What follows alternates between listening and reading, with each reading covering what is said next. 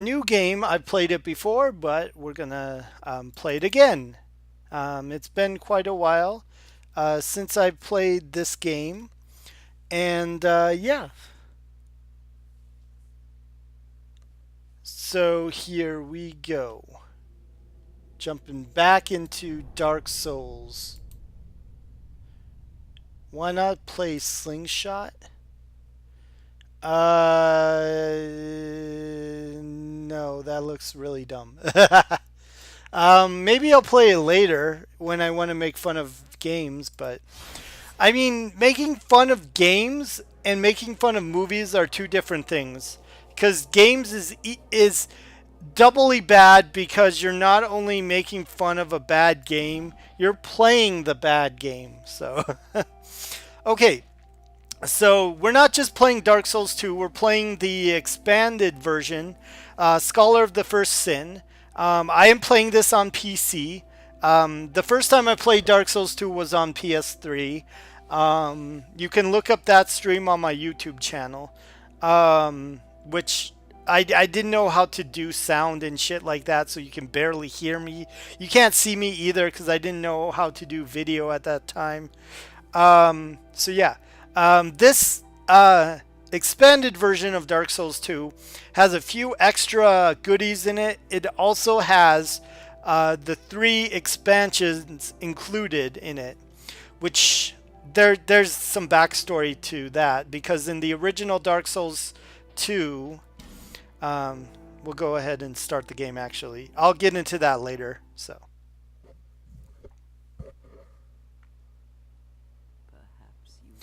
By the way, this opening cinematic is amazing.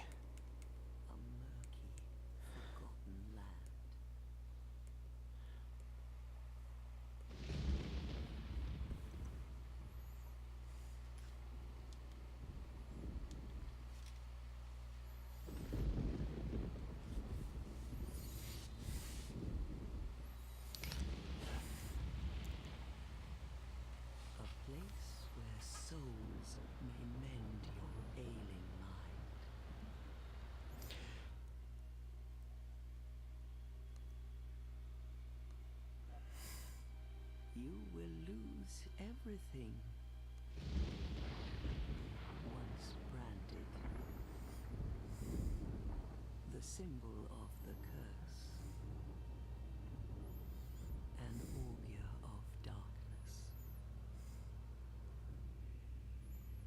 Your past, your future, your very light.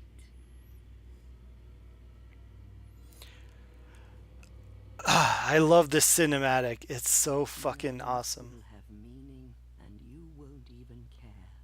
By then, you'll be something other than human. This is the best cinematic out of all 3 games. Feeds on souls. They really pushed this game a lot when it first came out. Long ago, in a walled-off land far to the north, a great king built a great kingdom. I believe they called it Drang. Yep, so instead of Lordaeron, you have Dran Lake.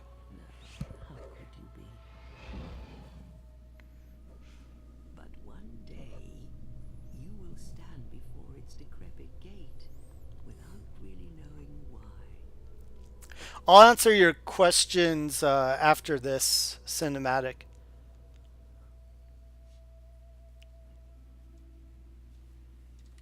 I can't get over how good of a cinematic this is. This is probably one of the best cinematics I've seen in video games.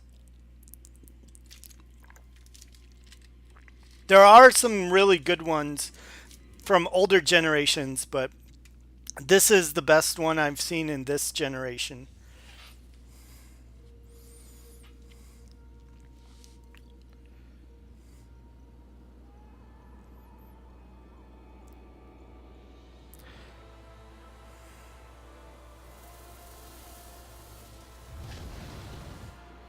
That red moon is actually foreshadowing something. I'm not going to say what it is, but it's foreshadowing something in the game. So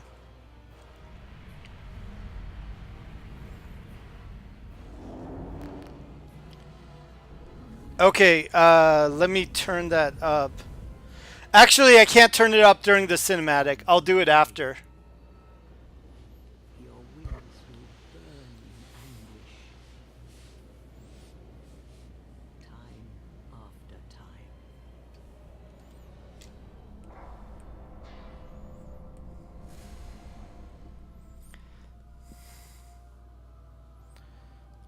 For that is your fate, the fate of the cursed.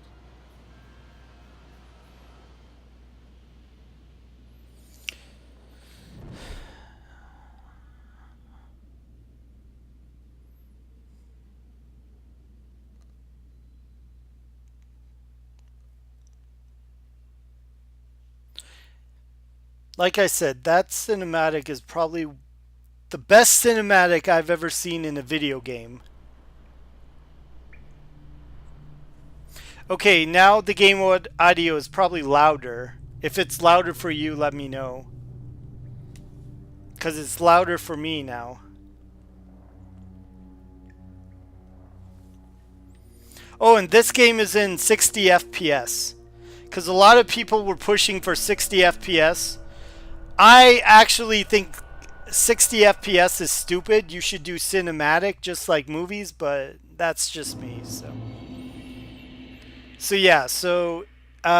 that's really fucking loud now. So let me know if it's too loud or too quiet still.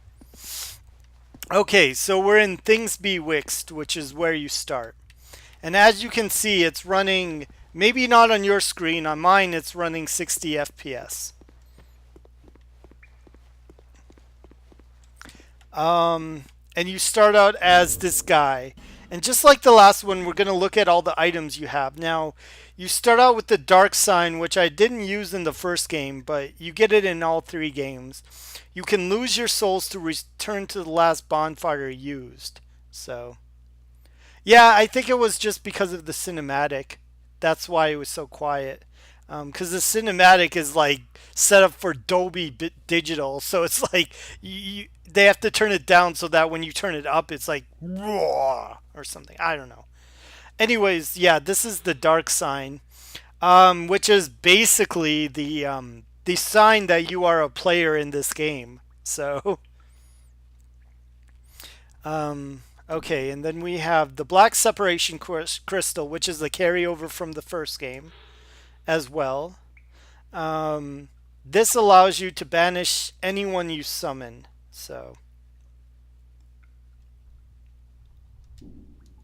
okay, then we have the Bone of Order, which is a new item. It restores the link to other worlds.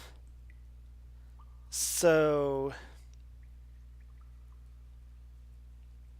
yeah. So what this does is if you flee worlds by disconnecting unjustly, um,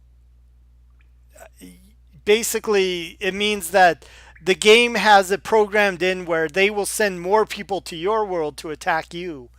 But if you use this item, then it doesn't matter. It dispels that. So I'm using a controller, just the cheapo digital controller. But I mean, this one works pretty well. So I had an argument with what's his name, with Grimoire, I think his name is, about like using digital controllers, and yeah, I see his point, but I don't really care. I still like these controllers. So yeah, I'm just looking at his gear right now. Oh shit! See, that's what he looks like. He's basically a hollow. So let's take his mask off. Ugh. See, if you thought you looked bad in the first game, look how bad you look in this game. And your hair's falling out and shit. Yeah, Grimhound. Yeah, that's his name. Okay, yeah, it's not really much for protection. It's just the game tries to set up that you're basically a nobody who stumbles into this world, and you're stumbling in to find a cure for being hollow. So Yeah, I don't like 360 controllers. I think they're stupid. I like the traditional joist analog sticks next to each other like the PlayStation. That's just me. You can argue all you want about that. I think it's better. I can't get used to the Xbox controller. So, but okay, so anyways, to answer your questions from before, um, I use a I am directly streaming from my computer. I could use a captured card for this, but you don't need to. Because if you're streaming from a computer, I mean, the software is built into your computer, so why not just stream from your computer? It actually might degrade it by going through a game device and going back into your computer. So if you're streaming from PC, you don't need a game device. You need a game device if you're doing consoles, which I'm not using. I'm using my PC. Um, to answer your other question, what's the continuity between 1 and 2? So, from what I've been explained, there is some continuity, but oh yeah, there's these little dog things that run around. But don't attack them, because then they'll all attack you at the same time and you die. And it sucks. So it's not even worth it.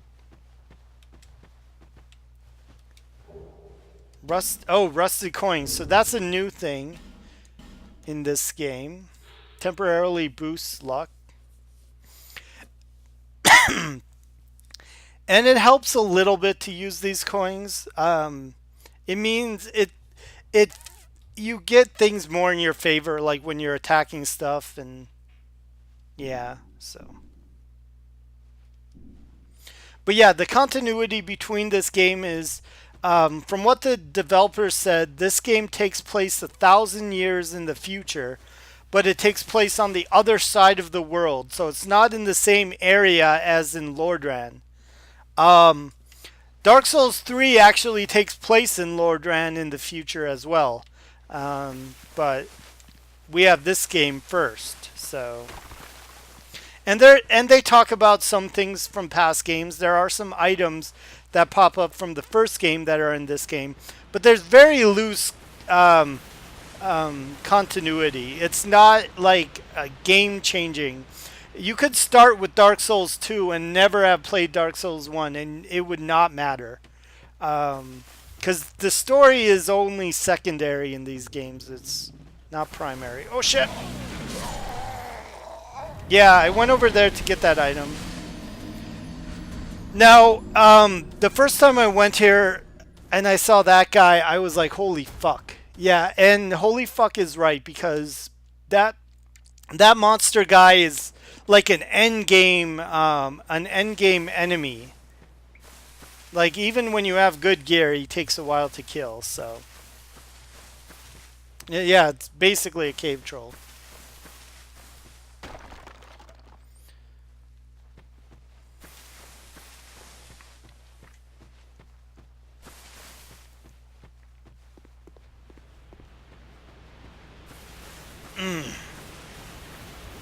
I gotta drink something. I talk too much on these streams.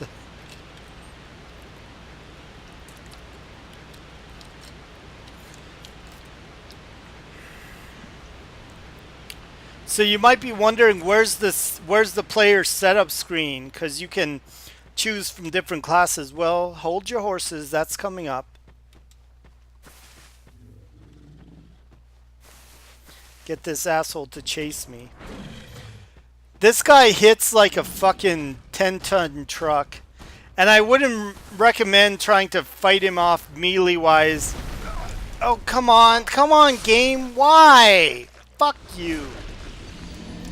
Ah. Yep, I fought people in multiplayer. I fought people in multiplayer on the first game when I streamed it. I actually managed to kill the first guy who invaded me in the first game. Didn't kill anyone after that. I suck at multiplayer because, first of all, multiplayer is laggy. Second of all, multiplayer, I'm not very good at it. I like inviting people rather than fighting them. Dark Souls has the most unique online play I've ever seen, and so many people duplicate it in their games as well. So why it's unique is because, yeah, retrieval of zero souls. Um, the reason why it's unique is because the the multiplayer is actually built into the game's story. It is part of the story. It is not just an add-on. So it kind of transcends what most people think of multiplayer. And yeah, I have killed this guy with this character. It's so fucking hard. Oh, God damn it. Come on, game. I just want to get this item. Oh, okay. Gold pine resin. And I'll look at that as soon as I run away from this asshole. He can't fit through there, obviously. He's too big. Okay, good. Okay, so let's look at gold pine resin. That's a carryover from the first game. And that asshole can't go through there, so he can't catch me, so...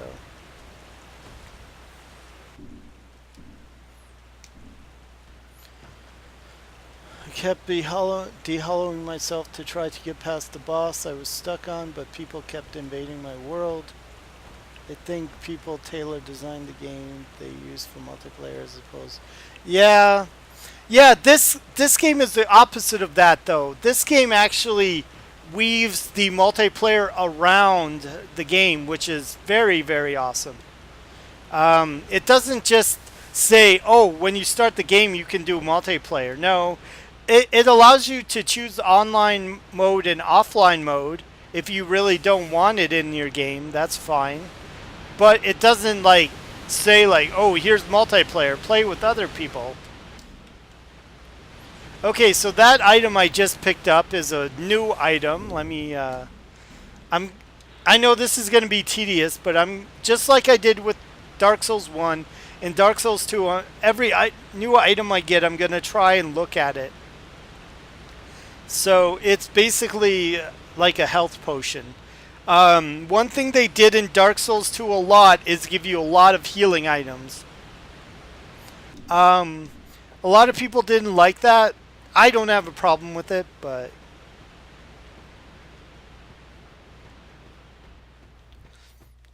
I always found this interesting. Like what is this? A bunch of hands or like I always tried to figure out what this is supposed to be. Oh, it's a bunch of heads?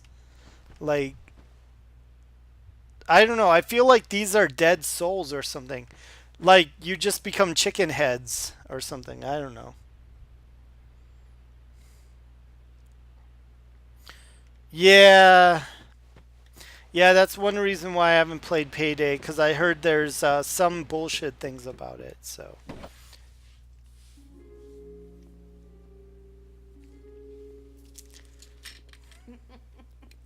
What seems to be the ruckus? Oh my, your face. The face of the curse. It's an undead. An undead has come to play. They all end up here. All the ones like you. You spoke to that kind old dear, didn't you?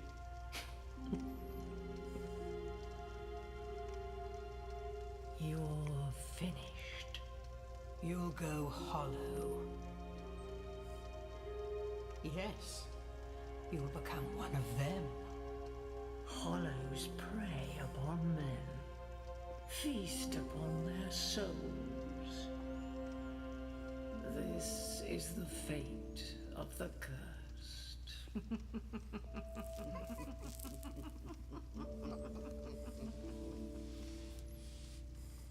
What is your name? This is where you get to choose your name. So let's see here. So I'm just gonna call myself Comixian.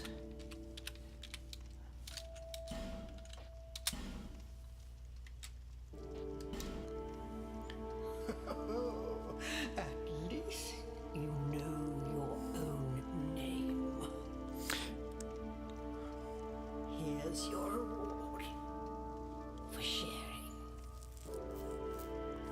I love this music. It's so eerie. Take a closer look. Who do you think it's supposed to be? Think back, deep into your past. Yes, it's an effigy of you. It's saying that because it has the dark spot, because you have the dark mark on you, which, or the dark sign, which means that you are basically the player of the game. So yes, yes, Camixian is a proud warrior's name for sure. So yeah, there's way more characters in this than in Dark Souls 1. The world in this is at least twice the size. It's probably bigger than it's bigger than twice the size of Dark Souls 1. And there's a lot more bosses. There's like over 40 some bosses in the normal game, and then you have the 3 expansions, which, oh man, that probably makes it up to like 55 bosses. It's crazy. A lot of people don't like this game as much. I like this game just as much as the other two. I think this game is awesome. It was made by a different team because that team was working on Bloodborne at the time. The original team that made Dark Souls was making Bloodborne, while a new team was making this game, and I think they did a pretty good job. So anyways, this is where you get to choose. Now here, this is a new class. Like, we've had warriors before, we've had knights before. But now we have Swordman, which is a different class. Now you see he's holding 2 weapons. So you can dual wield. Now if you're holding weapons of different types, you can dual wield them if you have the stats to dual wield both of them. So, oh, I love Bloodborne. I'll have to play Bloodborne again sometime. That game is awesome. I do have a PS4. I'll have to play it sometime for sure. I love how eerie this music is. It's way more eerie than the first one. Okay, and then we have a bandit, which we had in the first game. A cleric from the first game. Sorcerer from the first game. This is another new class, the explorer. Now, there's actually a good reason why you want to choose the explorer class. There's also deprived, which doesn't have anything. In this game, it's not worth it to choose the deprived class because you can compare the stats and notice the difference. You actually get more stats by choosing something else. I'm going to start out with the explorer class, and there's a perfectly good reason why.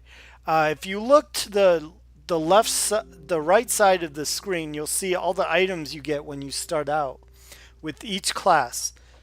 You'll notice that the one that has the most items is the Explorer class. The Explorer class has a shit ton of items, including a Pharaoh's Lockstone, which in this game is an expensive item, and there's not many of them, and they do some cool shit. So out of all these characters, in my opinion, you want to start with the Explorer.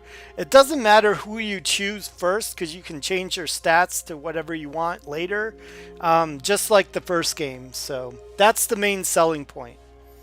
Yeah, the Explorer looks like a Ponce, and that's probably the reason why most people won't choose him. But you actually want to choose him.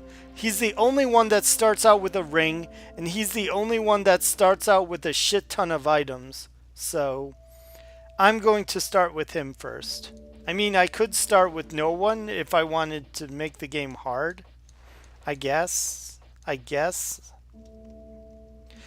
only other one I would start with is the Sorcerer, just because they start out with the staff. You don't get the staff normally until later on, so it kind of sucks. Actually, no, not so later on. Okay. Anyways, I'm going to choose Explorer, so I look like a dill hole. So I should have named it Dill Hole. Now, there's different items here. Do not choose any items that you can use very quickly. Like effigy only has one use. Healing wares, I mean, that's a combination of different items, but they're all expendable items. You'll use them all up. There's a homeward bone, which you'll get anyways. So, tree, the seed of a tree of giants is it's a very unique item. I believe what it does is anyone who invades your game, if you use this item, it will have those enemies actively attack the person who invaded you, which is kind of interesting, but it's not worth the starting item. Bonfire aesthetic. So if you want to make the game harder, you can do this. It says toss into a bonfire to raise the strength of nearby foes. So yeah, it's an item to make the game harder. So if you start out with this, it means that you already think the game is too easy and you haven't even done anything yet. So that's kind of funny. Now this item is interesting. It doesn't do anything.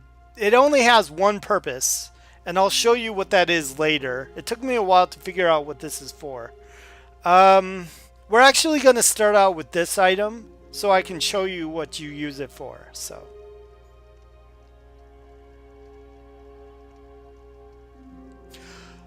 as for the knight being a good class, that's true for the first game. In this game, the knight is okay, but he doesn't have a shield, which is weird. They give the warrior a shield, but they don't give a knight a shield. If you're a beginning player, if you're a very beginning player, I would in Dark Souls 2, I'd start out with the warrior. The swordsman, it takes a while to get good at dual wielding. You have to do a lot more dodging. This game is more about dodge rolling and stuff. They also up the ante on what, like how easy it is to get hit. They made things a bit more random with the play style. So it means that you have to master the skills even more than before, which is, it's a nice little touch, and you can notice it sometimes. But yeah, so anyways, so those are the gifts I'm gonna choose. As for, you can change like the gender, which, I mean, they make it such a subtle difference that, you know, you can choose that or strength, physique. So yeah, it is, but you'll see what it's for. So petrified something. So just like before, you can change what your character looks like. I'm not going to delve into this because you could spend hours doing this. I'm just going to choose, let's see. So this is the face. This is the face you start with and the hair you start with. No matter what class, if you choose the guy. Actually, I'm curious. What does the face of the woman look like? Oh, okay. It's just a more feminine looking version, that's all. So so I'm gonna change the hair. You can have these kinds of braids, that's cool. I've never seen anyone with these braids though, unfortunately. So yeah, let's go with spiky hair, why not? You can, it has a full color editor here. I'm not going to get too deep into it.